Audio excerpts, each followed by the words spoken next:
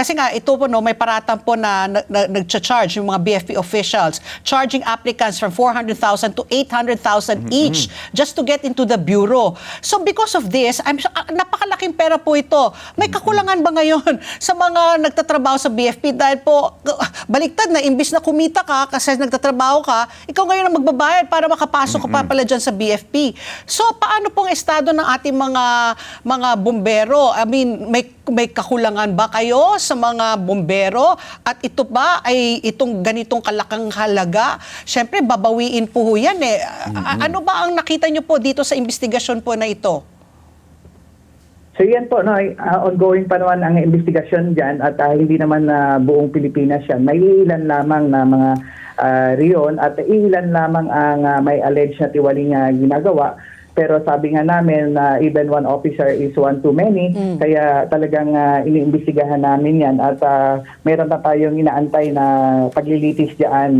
We are only waiting sa resolution. So sa natanong nyo, ang bumbero po ay may kasulukuyang strength of 40,000 strong men and women na assigned sa BFP or personnel of BFP. At dahil nga sa Modernization Act, yung BFP Modernization Act RA 11589 ay patungo tayo sa modernisasyon, kailangan natin magdagdag ng personnel every year ng 2,000. So nationwide po yan ang 2,000 at additional pa yung mga attrition aside sa regular quota. So sa attrition quota naman, siguro mga more or less nasa 500 to 700, depende taon-taon. Pero yung regular quota talaga ay 2,000. So kung hatiin natin yung 2,000 sa buong riyon na 18, kabilang na yung or excluding pa yung national headquarters na isa. So hahatiin natin yan sa bawat riyon.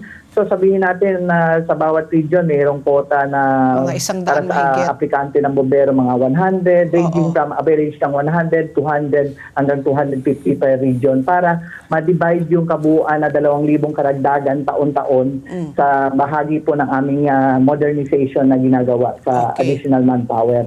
So yun po, dahil nga kakaunti yung demand taon-taon. So, isa yan sa tinitingnan natin ngayon base sa ating investigasyon at hindi lamang investigasyon, formally charged na po yung iba at sa paglilitis, tinitingnan natin ngayon talagang kung totoo yung ebidensya at again, no, we are waiting for the resolution and I don't want to discuss yung mga further na medyo sensitive na informasyon po habang ongoing po yung ginagawang paglilitis. Isang pahabol lang po, Superintendent. Hello po.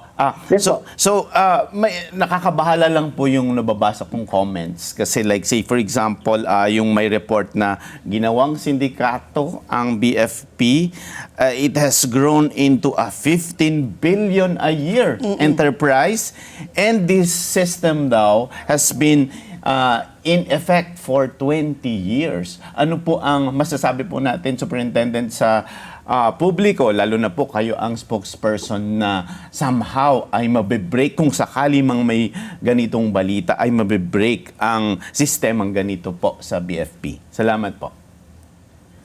Again, no, we already released an official statement patungkol dyan.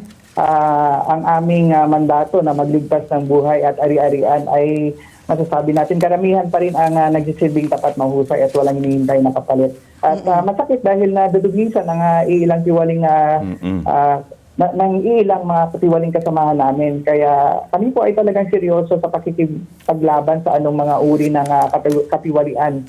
No? At nilinaw naman yan ng ating kalihim Secretary John Victimulya that the overwhelming majority of the BFP personnel remain honest and committed public servants, noting that around 99% of our agency, no, so roughly 40,000 our personnel are not involved in the alleged anomalies.